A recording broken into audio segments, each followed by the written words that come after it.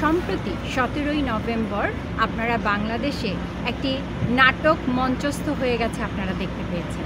আমি এটি নাটকই বলবো এই জন্য যে অবৈধ সরকার ইউনূসের অনেক কার্যক্রম আপনারা দেখতে পাচ্ছেন। এই অবৈধ সরকারের অবৈধ ক্যাঙ্গারু কোর্টে আমাদের মাননীয় প্রধানমন্ত্রী জননেত্রী শেখ হাসিনার বিরুদ্ধে যে হামলা মামলা তুলে ধরেছেন এবং যে মৃত্যুদণ্ড রায় ঘোষণা করেছে, এই ক্যাঙ্গারু কোর্টের আমরা মানি না, মানব না।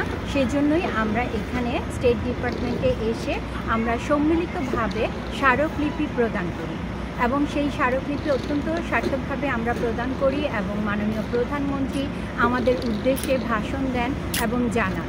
এখন কথা হচ্ছে, আপনাদের সাথে একটু খোলাখুলিভাবে বলি, বাংলাদেশের একটি সিচুয়েশন হয়ে গিয়েছে 2024-এ। সেখান থেকে অনেকভাবে মেটিকুলাসলি ডিজাইনের অন্তর্ভুক্ত আপনারা ইতিমধ্যে সবাই জানেন এবং সেখানে 7.62 যে রাইফেলের গুলিতে ছাত্ররা মারা গেছে সেগুলো আমাদের পুলিশেরও নয়, কারোই নয়।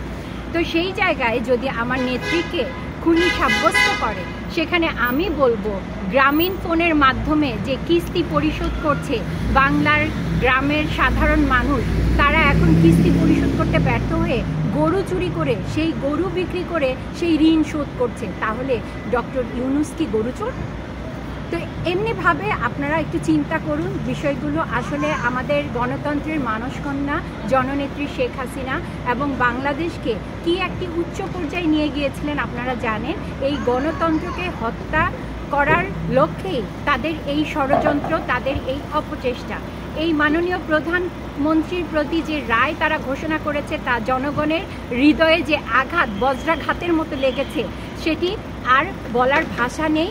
আমরা জানি বাংলাদেশের জনগণের ভালোবাসা, জনগণের ম্যান্ডেট, জনগণের শক্তি হচ্ছে মাননীয় প্রধানমন্ত্রী শেখ হাসিনা এবং উনি শুধু ব্যক্তি নন, উনি আমাদের সকলের আদর্শ এবং বঙ্গবন্ধু কন্যা। এবং আজকে আমাদের মুক্তিযুদ্ধকে ক্ষতবিক্ষত করেছে এই অবৈধ সরকারের ইউনূস সরকার। জঙ্গি বাহিনী দিয়ে যেখানে সেখানে লেলিয়ে দিচ্ছে, আমাদের সাধারণ জনগণ নিরাপত্তাহীনতায় ভুগছে, আমাদের নারীরা নিরাপত্তাহীনতায় ভুগছে। যেখানে এক বাপের বেটির জন্য, শেখের বেটির জন্য আমাদের কোটি বাপের বেটি নিরাপদে থাকতো, আজকে ঘরে ঘরে লাশ পড়ছে, কোনো হদিস নেই কারা মারছে। জঙ্গি সংগঠনরা ওত পেতে আছে কিভাবে এই রাষ্ট্রকে আফগানিস্তানে পরিণত করবে, কিন্তু আমরা তা হতে দিব না। আমাদের বাংলাদেশের একটি মাটিকণাও আমরা ছাড়ব না। Bangladesh not for sale.